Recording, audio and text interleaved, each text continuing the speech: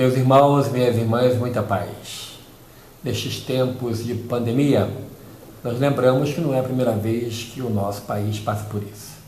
Tivemos, ao final da Primeira Guerra Mundial, no ano de 1918, setembro de 18 a janeiro de 19, a gripe espanhola, que dizimou 50 milhões de pessoas em todo o mundo.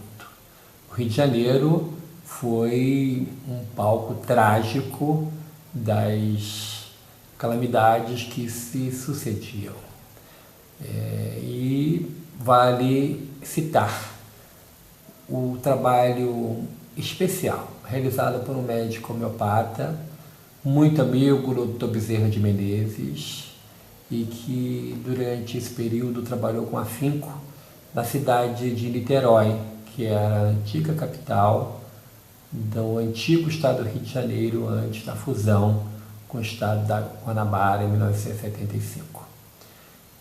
O Dr. Guilherme March era um dos médicos públicos, ou seja, médico do serviço público, e a cidade de Niterói foi dividida em distritos sanitários, cabendo a ele, que já era uma pessoa de idade avançada, o bairro do Barreto, que faz divisa com a cidade de São Gonçalo.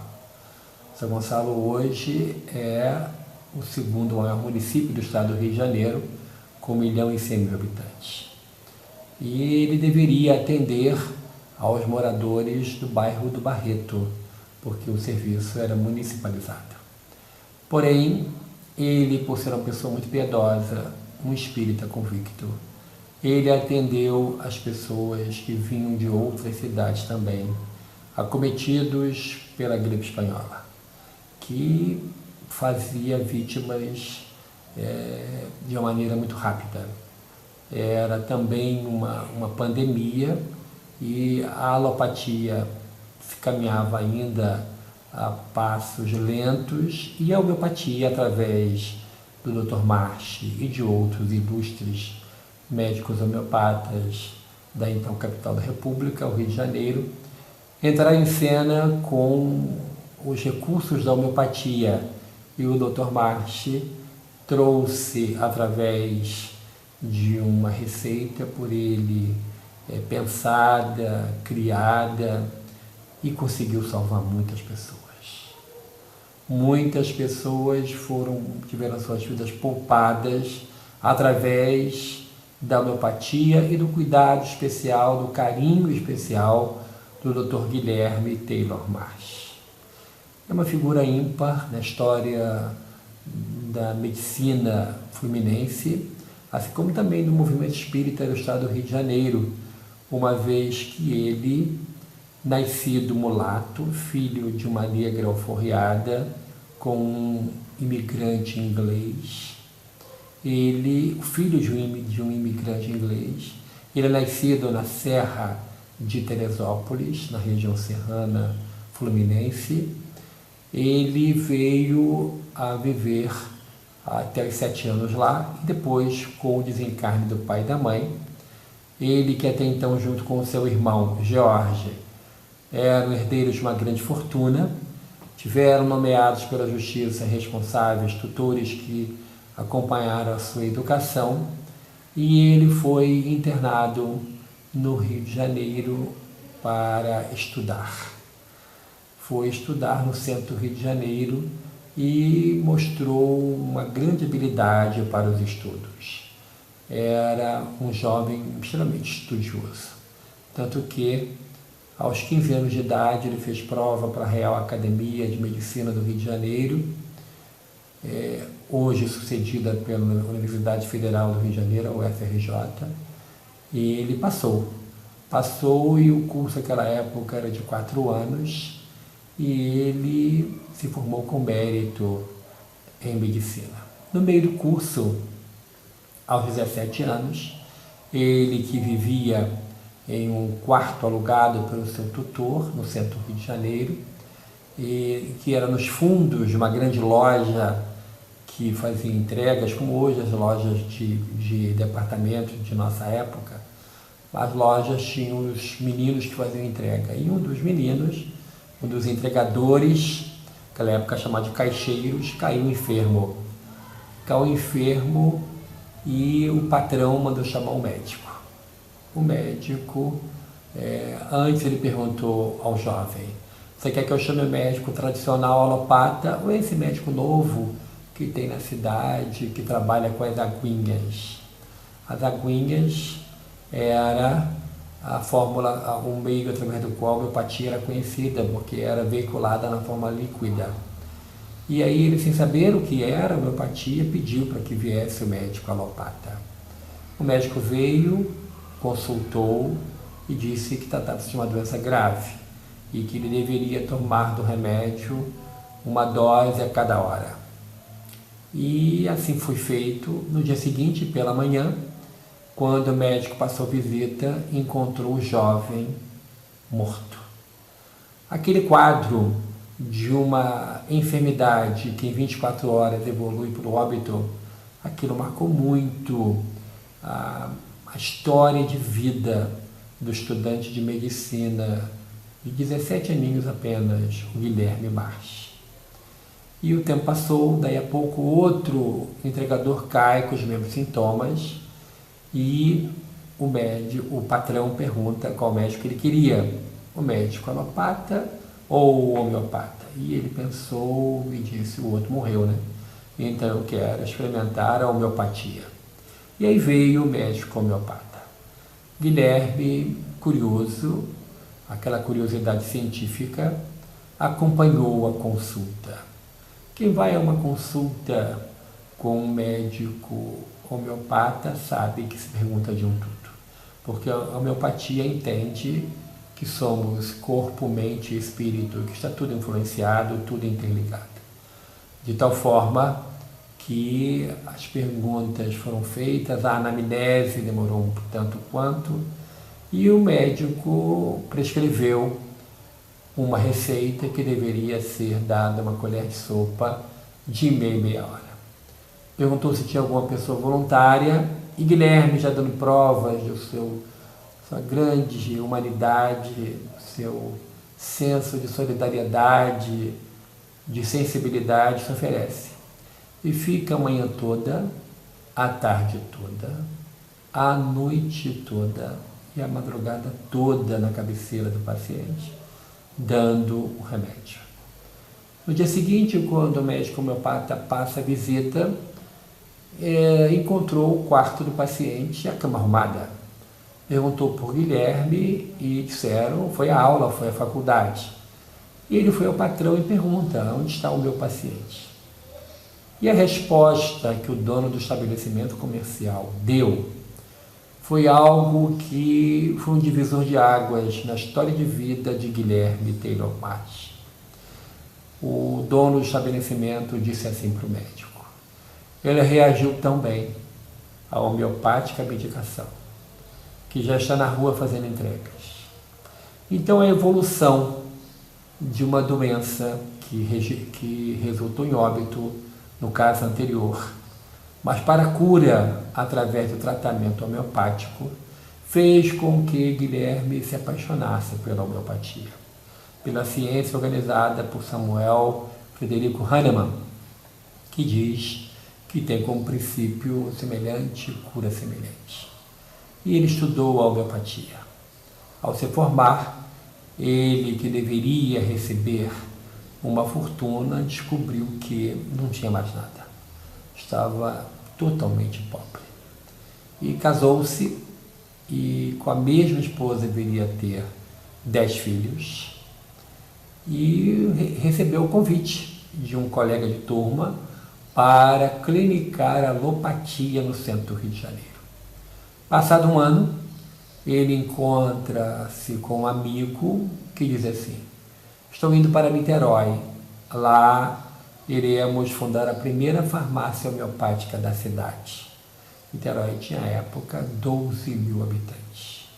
Ainda estamos, a essa época, no período do Império de Pedro II. E ele diz Mas que bom, Niterói vai ter a primeira farmácia homeopática. E o amigo diz assim, você não quer vir conosco, não quer ser o primeiro médico homeopata da cidade? Não tem médico lá. E aí ele foi para casa conversar com a esposa. Aquele 1 ano clinicando alopatia não lhe alegrou a alma, não lhe preencheu.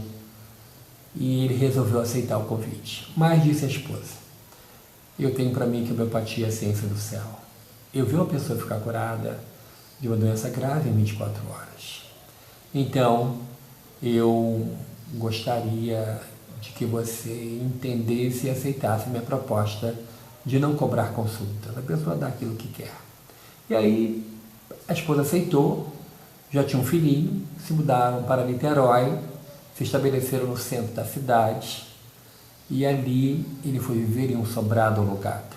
Embaixo era o consultório, em cima era a residência. E assim que ele chegou na cidade, atendeu o primeiro paciente que sofria de um mal nos rins. Atendeu, fez a receita e em menos de um mês o homem estava completamente curado. Aquela notícia se espalhou de uma maneira rápida pela cidade. Temos um médico novo na cidade, homeopata, que não cobra consultas e que curou-me. E a notícia se espalhou e ele colocou uma urna no seu consultório, na sala de espera, com um pequeno cartaz que dizia assim, aqui não se cobra consultas. Aquilo que você quiser e puder, deposite nessa urna. E a fama dele cresceu. Atendia muitas pessoas por dia. Ao final da jornada, a esposa ia abrir a urna e às vezes encontrava o valor correspondente a comprar um pão, porque ele atendia preferencialmente aos pobrezinhos, aqueles que não podiam pagar. Passado 1 ano, a fama dele cresceu e as pessoas lotavam o consultório. E ele dizia, quando a homeopatia não cura, ela traz um alívio muito grande. E com isso a sua fama se expandiu. Passado 1 ano, com a sala de espera lotada, ele atendia a ricos e pobres, negros e brancos, de qualquer forma, do mesmo modo, todo mundo igual. Era, antes e acima de tudo, um médico muito humanitário. E ele, então, recebeu a visita durante as consultas do dono do imóvel. E com a porta entreaberta, o dono do imóvel disse, queria parabenizar o senhor está aqui há 1 ano na cidade e está com uma clientela vastíssima. Todo mundo conhece, vem gente de outros municípios para o senhor tratar. Mas eu vivo do aluguel do imóvel, o senhor não paga o aluguel, já tem bastante tempo. Então eu preciso desse imóvel de volta. Ele, espírita, praticante, fecha a porta do seu consultório e faz uma prece ao médico Jesus. Pede socorro ao príncipe da paz, ajuda, porque ele gostaria de continuar atendendo as pessoas e ter um teto para sua família. Quando abre a porta, a próxima pessoa era uma dama da alta sociedade fluminense, que disse que escutou aquela conversa, aquele diálogo com o dono do imóvel, ficou sensibilizada e iniciou naquele momento um movimento que veio a se transformar num movimento único na história da medicina no Brasil. A gratidão do povo de uma cidade deu ao médico uma casa de presente. E ela correu um livro de ouro. E aqueles que podiam dar R$1, R$10, R$100, R$1.000, R$10.000. E os valores iam chegando. E foi comprado um terreno próximo à estação de trens, no bairro do Barreto, próximo à estação de bondes, ou melhor, numa parada do bonde puxado por burros que vinham da estação das barcas, as barcas que ligavam Niterói ao Rio de Janeiro. E ali um dia ele foi ver a obra, e era uma casa ampla, e ele já tinha, naquela época, 5 filhos, foi feito quartos para hóspedes e a cidade deu de presente também uma farmácia homeopática. A esposa e a filha mais velha fizeram um curso de farmácia para aprender a manipular os remédios de tal forma que o paciente tinha a consulta gratuita e tinha também o remédio gratuito. Feita a visita à obra, aquela senhora que capitaneava esse movimento em favor de um lar para o Dr. Márcio e sua família, pergunta se ele tinha algum pedido especial. E ele viu que tinha um terreno ao fundo e ele pede para que fosse construído 6 quartos, 3 de um lado, 3 do outro, com banheiros ao final. E a moça pergunta a ele, mas você já tem quarto de hóspede na sua casa? Para quê? Mais quartos? E ele disse, é para albergar as pessoas que não têm R$1 para pagar o trem e andam a pé o dia inteiro para que eu possa consultá-los. Eu não tenho coragem de mandá-los embora a pé de novo. Eu tenho o dever, como cristão, de albergá-los em minha casa, dar um banho, uma roupa nova, um prato de comida e R$1 para que possam pegar o trem de volta. E aí, no dia da inauguração, ele, na hora de fazer o seu discurso, a cidade inteira foi naquela festa grandiosa, ele disse, nunca usarei essa chave. E aí a moça ficou assustada e disse, mas por que, Dr. Márcio? Porque não tem coragem de fechar a porta. A um leve empurrar da porta, eu tenho que estar de pé para atender as pessoas que Deus me mandar. Porque se o povo da cidade me deu de presente uma casa, eu tenho o dever de atendê-los. Esse é o querido benfeitor, Dr. Guilherme March, que trabalhava dia e noite em favor dos seus pacientes. Começava a atender às 5 da manhã, quando chegava o primeiro bonde, o primeiro trem. Parava de atender às 10 da noite, quando ia embora o último bonde, o último trem. Trabalhava sem cessar. Um dia, almoçando em família, viu quando uma mão de uma mãe balançava uma fralda pela janela. E ele levantou imediatamente, a neta disse, mas meu avô, nem almoçar o senhor tem direito. E ele carinhosamente se dirige à neta e diz assim, quando você for mãe e o seu filho tiver o problema que essa criança tem, você vai entender o meu gesto. Extremamente caridoso, extremamente humanitário. Uma criatura que colocou em prática aquilo que Allan Kardec escreveu no Evangelho segundo o Espiritismo, quando ele escreve sobre o homem de bem. Foi um homem de bem que passou pela Terra. Passou pela Terra ajudando a muita gente. E um dia, um homem que era o chefe da estação de trens de um bairro no subúrbio do Rio de Janeiro, tinha ficado viúvo e tinha uma única filhinha de 5 anos que tinha uma doença cruel que lhe fazia mais dormir do que ficar acordada. E ele já tinha ido em todos os médicos da cidade do Rio de Janeiro, tanto homeopatas quanto alopatas, e nada resolvia. E encontrou-se com um amigo na estação de trens, e o amigo perguntou o que estava vendo, ele contou, e o amigo disse para ele, por que você não leva a sua filha ao Dr. March? Dizem que ele fala com o céu. Quem sabe? Não é ele que vai trazer a cura para a sua filha. E o homem encheu-se de coragem. Já estava desanimado, vendo a filha, fotocópia da sua desencarnada esposa, falecendo na sua frente. Ele então resolve atender aquela indicação e vai para Niterói. Naquela época, a viagem do Rio para Niterói de barco era de 1 hora. Ele sai cedo de casa, vai com a sua irmã, chega a Niterói às 7 da manhã e pergunta ao condutor de bondes qual o bonde que ele deveria pegar para ir à casa do Dr. March. E o condutor diz, número 3, Chatito Neves. E ele disse: e como eu irei saber que chegou no ponto que eu devo ficar? Ele disse: o senhor vai ser avisado.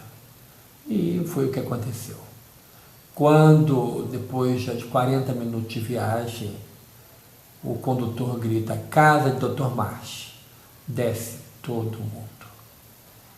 E era uma casa grande, com uma varanda em L, com bancos de madeira muito simples, onde as pessoas ficavam sentadas numa fila de espera, sentados. E ali se fazia um U naquele L, depois entrava na sala, que tinha um outro U de bancos, que terminava em um biombo, e no biombo estava o médico atendendo. Ele chegou e viu que tinha mais ou menos 60 pessoas na frente dele.